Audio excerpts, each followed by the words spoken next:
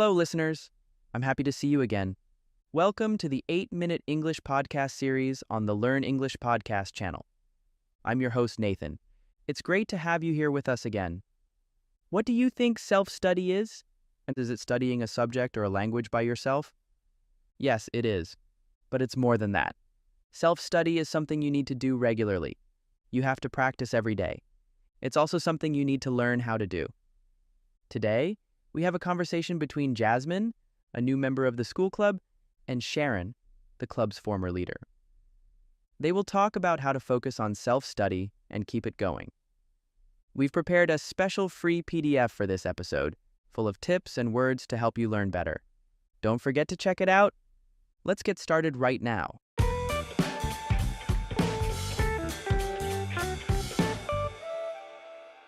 Hi, Sharon. I'm so happy you're here. I've heard a lot about you from other club members. They all say you have a lot to share. That's really nice of them to say. I'm glad to be back with everyone. How's the club been for you so far? I'm really happy we met at this meeting. Things at the club are going well, but I feel stuck when studying, especially alone. It feels boring when I study by myself. I want to improve, but it's hard to get started. Do you have any tips? I understand, Jasmine. Studying alone can feel hard at first, but if you see it as a way to grow and learn, it can actually be fun. It's not just about English or school. It can help in many areas of life. Really? I thought it was just extra homework. Why is studying alone so important? Good question. Self-study isn't just extra work. It's a way to take control of your learning. This is important because things are always changing. When you study on your own, you're building habits to be independent. You're not only learning facts, you're learning how to learn. So it's really about building confidence and skills for daily life, not just school? Exactly. Think about it. If you always depended on teachers for everything, self-study helps you get ready for anything new you need to learn. It's not just for English, it's for learning anything. That sounds really helpful. But when I try to set study goals, I often feel bored. My goals feel too big, and then I get confused. That happens a lot. One tip is to break big goals into smaller steps. For example, if you want to improve in English, try a small goal like learn 5 new words each day. These smaller steps keep you motivated because you see progress more often, instead of trying to become fluent. So instead of saying, I want to master English, I could say, I want to learn how to describe my daily routine in English. You got it. That sounds simple and easy to stick with. When you set small, reachable goals, it's easier to make progress without feeling stressed. I understand. But there's one more thing. It's hard to focus when I get distracted. My phone, notifications. They all distract me. I feel like I'll turn into a caveman if I don't check them. I'm worried I'll miss club meetings. I don't want to upset people by not checking messages. Oh, Jasmine, you remind me of when I first joined the club. Can you tell me more? Sure.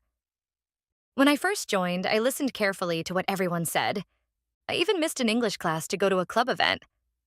When doing homework, I would pick up my phone every time I got a message. Things changed when I saw my focus was getting worse. A study from California showed this too.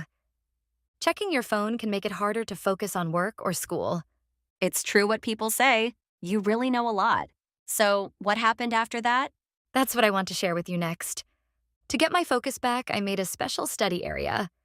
I tried to keep this space just for studying, like keeping my desk clear, setting my phone to Do Not Disturb, and only having study things around me. Wow, that sounds really smart. That helps with outside distractions. What about inside distractions, like motivation? I lose motivation quickly. Self-study isn't just about motivation. To do well, you need a plan too. They work together. When motivation goes away, a plan helps you keep going. You need to decide what to study and for how long. That sounds easy enough to try.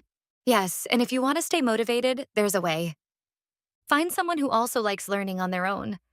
They don't need to study the same thing as you. Just have the same goal of learning alone. That's great. I'll try to find someone, but I'm still not sure what would be good to study. There are many free resources online. Websites like Coursera, Khan Academy, and YouTube have lessons.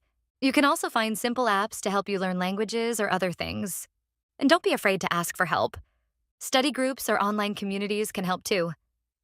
You're right. Just talking with you has been a big help. I've learned things I didn't think about before. You're welcome.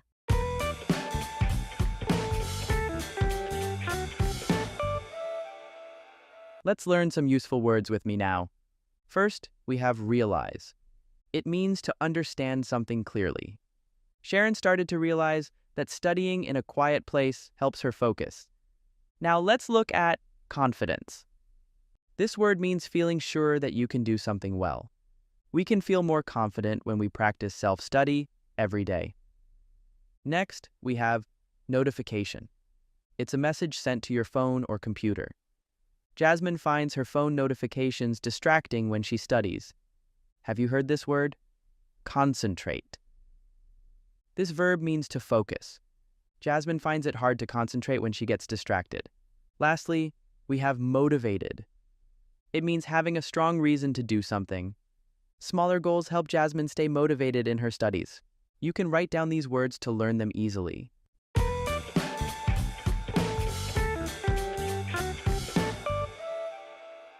Let's understand the topic better by answering some questions. First question: what is the main message of this podcast episode? From what I've learned, self-study is important for our growth and confidence. It gives tips on setting goals, creating a study space, and finding resources. We need to practice and keep a self-study routine. Next question: what will you do to avoid distractions while studying? For me, I will turn off my phone notifications and find a quiet study space. What about you? Please share what you learned from the podcast in the comments below.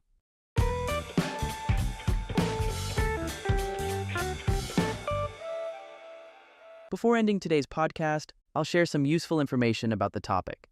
There's a famous study that shows our brains work better with focused study times.